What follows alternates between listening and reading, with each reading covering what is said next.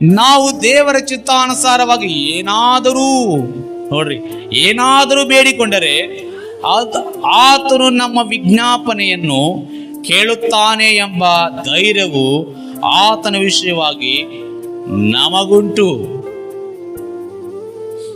ಆತನ ಚಿತ್ತಾನುಸಾರವಾಗಿ ನಾವು ಏನಾದರೂ ಬೇಡಿಕೊಂಡ್ರೆ ಅದು ಆತನ ಕೇಳ್ತಾನೆ, ಆತನ ಸನ್ನಿಧಾನಕ್ಕೆ ಮುಟ್ಟುತ್ತದೆ, ಬೇಕಾದದನ್ನು ಹೊಂದ್ಕೊಳ್ಳಿಕ್ಕೆ ಸಾಧ್ಯವಾಗುತ್ತದೆ. ಅದಕ್ಕೆ ನೀವು ಪ್ರಾರ್ಥನೆಯಲ್ಲಿ ಕೂತ್ಕೊಂಡಾಗ, ಪ್ರಾರ್ಥನೆಯಲ್ಲಿ ಏನಾದರೂ ನೀವು ಕೇಳುವಾಗ, ನಾನು ಕೇಳುವುದು ದೇವರ ಚಿತ್ತದಲ್ಲಿ ಸರಿಯಾಗಿರುತ್ತೋ, ನಾನು ಬೇಡುತ್ತಿರುವಂಥದ್ದು ದೇವರ ಚಿತ್ತಕ್ಕೆ ಅನುಗುಣವಾಗಿರುತ್ತೋ ಎಂದು ಪರೀಕ್ಷೆ ಮಾಡಿಕೊಂಡು ನೀವು ಕೇಳುವಾಗ, ದೇವರ ಚಿತ್ತದಲ್ಲಿರುವಂಥದ್ದು ನೀವು ಬಯಸುವಾಗ, ನಿಮಗದು ಕೊಡಲ್ಪಡುವುದಕ್ಕೆ ಸಾಧ್ಯ, ನಿಮಗದು ಸಿಗುವುದಕ್ಕೆ ಸಾಧ್ಯ.